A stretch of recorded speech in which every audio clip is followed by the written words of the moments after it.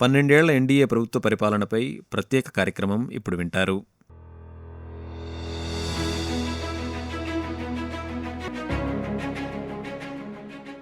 వికసిత్ భారత్ లక్ష్యంతో ముందుకు సాగుతున్న నూతన భారత నిర్మాణానికి బలమైన పునాదులు వేసి సంక్షేమం, అభివృద్ధిని సమతూకం చేస్తూ తన సమర్థవంతమైన నాయకత్వంతో ముందుకు నడిపిస్తున్న నరేంద్ర మోదీ ప్రధానమంత్రిగా బాధ్యతలు చేపట్టి 12 సంవత్సరాలు పూర్తయ్యాయి.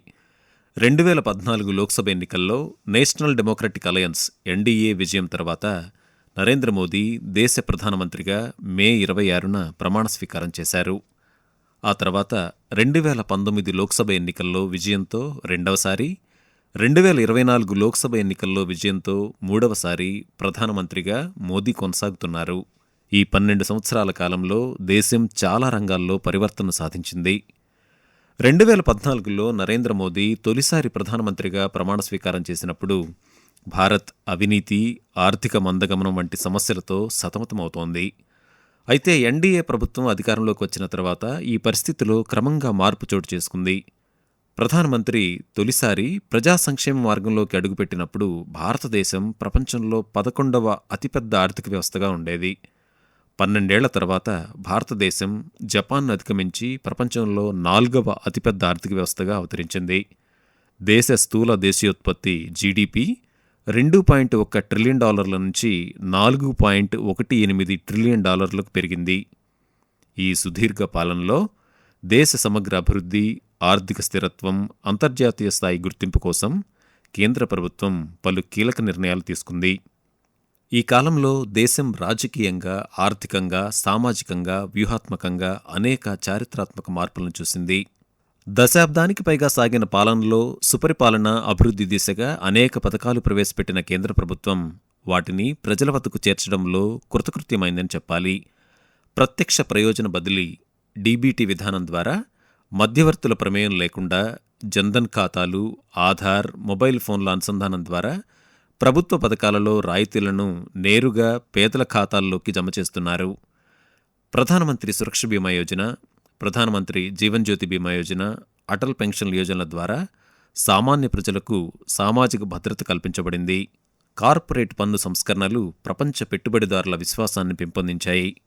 యూనిఫైడ్ పేమెంట్స్ ఇంటర్ఫేస్ యూపీఐ ప్రపంచంలోనే అతిపెద్ద రియల్ టైం చెల్లింపుల వ్యవస్థగా అవతరించింది. ఆధార్, డిజిటల్ ఇండియా కార్యక్రమాలు సేవల పంపిణీ విధానాన్ని పూర్తిగా మార్చివేశాయి. 2025 నాటికి యూపీఐ 228.3 బిలియన్ల లావాదేవీలను నిర్వహించింది. ఆధార్ ఇప్పుడు ప్రపంచంలోనే అతిపెద్ద బయోమెట్రిక్ గుర్తింపు వ్యవస్థ. డిజీలాకర్కు 300 మిలియన్లకు పైగా వినియోగదారులున్నారు. కేవలం పట్టణాలకే పరిమితం కాకుండా డిజిటల్ విప్లవాన్ని గ్రామ గ్రామానికి తీసుకువెళ్లారు. నేడు ప్రపంచంలోనే అత్యధిక డిజిటల్ లావాదేవీలు జరుగుతున్న దేశంగా భారత్ గర్వంగా నిలబడటంలో మోదీ ప్రభుత్వ సంకల్పం ఎంతో ఉంది. ముద్రా రుణాలు పారిశ్రామికవేత్తలకు, ముఖ్యంగా మహిళలకు ఆర్థిక సాధికారత కల్పించాయి. ఉజ్వల యోజన గ్రామీణ మహిళలకు ఉచిత వంట గ్యాస్ కనెక్షన్లను అందించింది. ప్రధానమంత్రి కిసాన్ సమ్మాన్ నిధి, ప్రధానమంత్రి కిసాన్ మాన్ధన్ యోజన, ప్రధానమంత్రి ఫసల్ బీమా యోజన, నమో డ్రోన్ దీదీ, జాతీయ సహజ వ్యవసాయ మిషన్ వంటివి ఉన్నాయి. ఇవన్నీ కూడా దేశంలోని రైతుల అభివృద్ధితో పాటు వారి ఆర్థిక సాధికారతకు బాటలు వేస్తున్నాయి. ఇదే విషయాన్ని ప్రధానమంత్రి నరేంద్ర మోదీ ప్రస్తావిస్తూ రైతులకు, పర్యావరణానికి మేలు చేసే ప్రకృతి వ్యవసాయ విధానాలను ప్రోత్సహిస్తూ రైతు సంక్షేమం మరింత పెంచేందుకు ప్రభుత్వం కట్టుబడి ఉంది అని అన్నారు. కిసానోं का हित हमारी सरकार की सर्वोच्च प्राथमिकता है. आज सरकार हर किसान परिवार के इर्द गिर्द एक पूरा सुरक्षा कवच बना रही है. किसानों को सस्ती खाद मिलती रहे, इसके लिए बीते वर्षों में हमारी सरकार ने लाखों करोड़ रुपए खर्च किए हैं. दुनिया में आज यूरिया की जो बोरी వస్తు సేవల పన్ను జీఎస్టీ ఒకే దేశం ఒకే పన్ను నినాదంతో భారత్ను ఏకీకృతం చేసింది. ఇటీవల ప్రవేశపెట్టిన జీఎస్టీ 2.0 ద్వారా పన్ను రేట్లను మరింత హేతుబద్ధీకరించి వినియోగదారులపై భారాన్ని తగ్గించారు.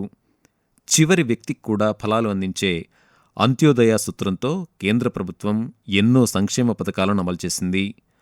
ఆయుష్మాన్ భారత్ ద్వారా పేద కుటుంబాలకు ఏడాదికి 5 లక్షల రూపాయల వరకు ఉచిత వైద్య బీమా అందిస్తున్నారు.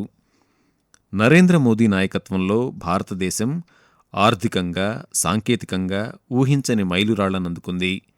Make in India, digital India, startup India వంటి విప్లవాత్మక పథకాలతో దేశీయ ఉత్పత్తిని, ఉపాధిని భారీగా పెంచారు. ఉత్పాదక రంగాన్ని బలోపేతం చేయడానికి, దిగుమతులను తగ్గించుకోవడానికి ప్రొడక్షన్ లింక్డ్ ఇన్సెంటివ్ PLI పథకాన్ని తెచ్చారు.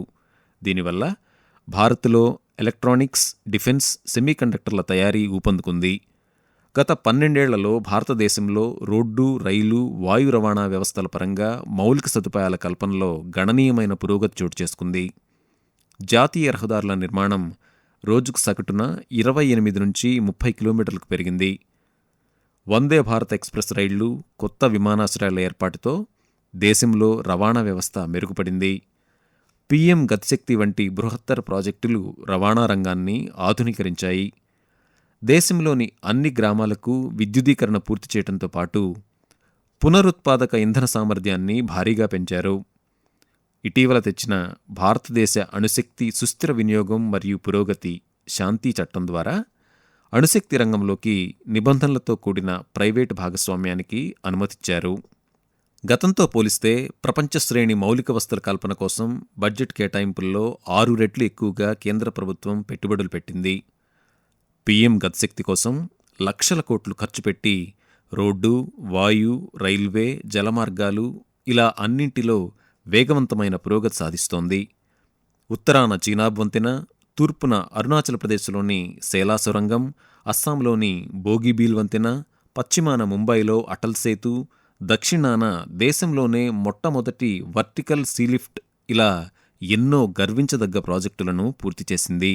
आज भारत में हो रहे इन विकास कार्यों को देखकर दुनिया भी हैरान है. आप उत्तर में जाएंगे तो चिनाब ब्रिज जैसा निर्माण देखकर लोग हैरान हैं. पूर्व की तरफ जाएंगे तो अरुणाचल की सेला टनल, असम का बोगीबिल ब्रिज आपका स्वागत करते हैं. पश्चिम भारत में आएंगे तो मुंबई में समंदर पर बना अटल सेतु नजर आएगा.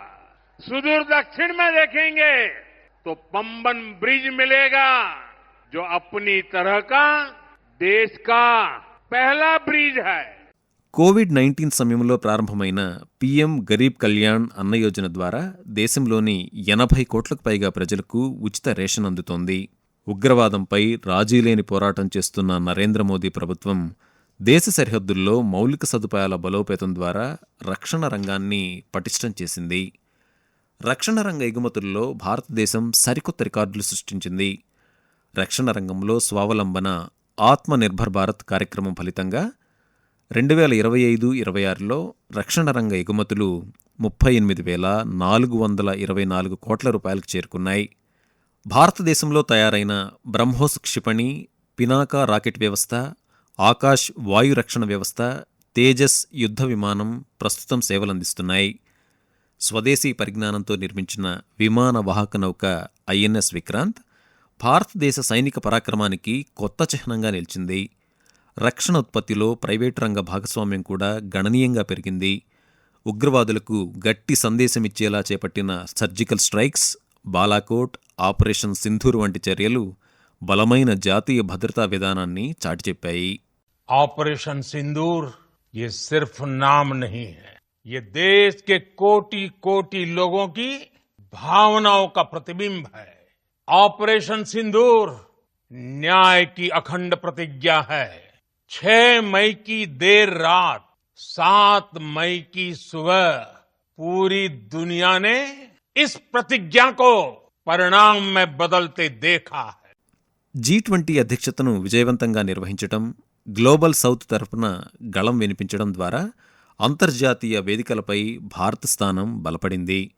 G20లో ఆఫ్రికన్ కూటమికి శాశ్వత సభ్యత్వాన్ని మంజూరు చేయించటం, భారత్, మధ్యప్రాచ్యం, ఐరోపా ఆర్థిక కారిడార్ ప్రకటన భారతదేశానికి ఒక దౌత్య విజయంగా పరిగణించబడుతోంది. ఇక ఈ 12 ఏళ్లలో భారతదేశం అంతరిక్ష రంగంలో ఊహించని మైలురాళ్లను అధిగమించింది. గతంలో కేవలం ఉపగ్రహ ప్రయోగాలకే పరిమితమైన భారత అంతరిక్ష పరిశోధన సంస్థ ఇస్రో గ్రహాంతర పరిశోధనలు, స్వదేశీ నావిగేషన్, ప్రైవేటు భాగస్వామ్యంతో అంతర్జాతీయ అంతరిక్ష రంగంలో ఒక సూపర్ పవర్గా అవతరించింది. చంద్రయాన్-3 ప్రయోగంతో చంద్రుని దక్షిణ ధ్రువంపై ల్యాండర్, రోవర్లను సురక్షితంగా దించి ప్రపంచంలోనే ఈ ఘనత సాధించిన మొదటి దేశంగా భారత్ చరిత్ర సృష్టించింది. దేశ అంతరిక్ష ప్రయాణం కేవలం ఉపగ్రహాలు ప్రయోగించే దేశం స్థాయి నుంచి ప్రపంచ దేశాలకు దిక్సూచిగా మారి సొంతంగా అంతరిక్ష కేంద్రాన్ని నిర్మించుకునే దిశగా అడుగులు వేస్తోంది. ప్రపంచ దేశాల ఆర్థిక వ్యవస్థలను చిన్నాభిన్నం చేసిన కోవిడ్ వైరస్ సృష్టించిన సంక్షోభాన్ని భారతదేశం సమర్థవంతంగా ఎదుర్కోవడం మోదీ పటిష్ట నాయకత్వానికి నిదర్శనం. భారతదేశం చేపట్టిన కోవిడ్-19 టీకా కార్యక్రమం మానవ చరిత్రలోనే అత్యంత భారీ, అతిపెద్ద ప్రజారోగ్య కార్యక్రమంగా రికార్డు సృష్టించింది. 140 కోట్లకు పైగా జనాభా ఉన్న దేశంలో అత్యంత వేగంగా, పారదర్శకంగా టీకాలను పంపిణీ చేయడం ద్వారా భారత్ తన సామర్థ్యాన్ని ప్రపంచానికి చాటిచెప్పింది. ప్రధానమంత్రి నరేంద్ర మోదీ నాయకత్వంలో కేంద్ర ప్రభుత్వం దశాబ్దాలుగా పరిష్కారం కాని ఎన్నో వివాదాస్పద అంశాలను అత్యంత వ్యూహాత్మకంగా, శాంతియుతంగా పరిష్కరించింది. జమ్మూ కాశ్మీర్లో ఆర్టికల్ 370 రద్దు చేయడం ద్వారా ఆ ప్రాంతాన్ని దేశ ప్రధాన స్రవంతిలో కలిపింది. జమ్మూ కాశ్మీర్, లడాఖ్లను 2 కేంద్రపాలిత ప్రాంతాలుగా ఏర్పాటు చేయటం, ట్రిపుల్ తలాక్ రద్దు, వక్ఫ్ చట్ట సవరణలు, పౌరసత్వ సవరణ చట్టం CAA, మహిళా రిజర్వేషన్ల చట్టం, బ్రిటిష్ కాలం నాటి పాత చట్టాల స్థానంలో కొత్త భారతీయ న్యాయ సంహితలను ప్రవేశపెట్టడం వంటి చారిత్రాత్మక, దీర్ఘకాలిక ప్రభావం చూపే రాజకీయ నిర్ణయాలను తీసుకుంది. అలాగే కోట్లాది మంది భారతీయుల శతాబ్దాల కల అయిన అయోధ్య రామాలయ నిర్మాణాన్ని చట్టపరమైన ప్రక్రియ ద్వారా సాకారం చేసింది.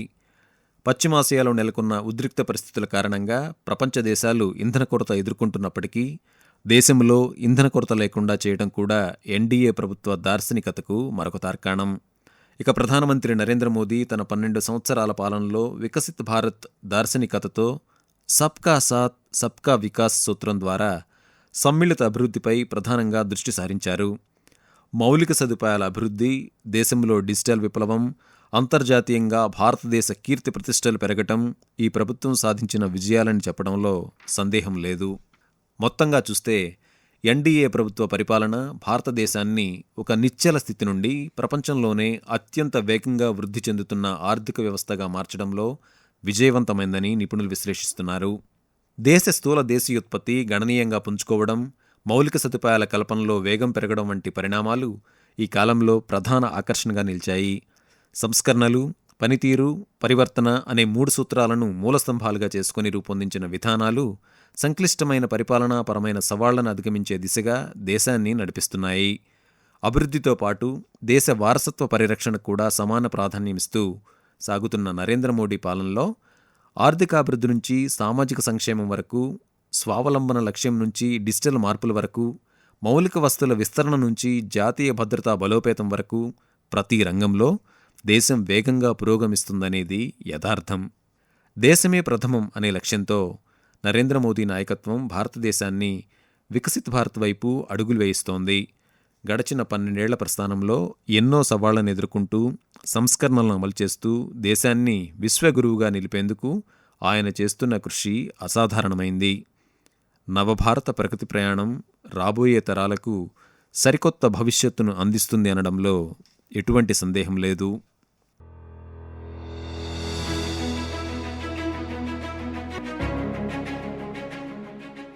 పన్నెండేళ్ల ఎన్డీఏ ప్రభుత్వ పరిపాలనపై ప్రత్యేక కార్యక్రమం మీరింతవరకు విన్నారు.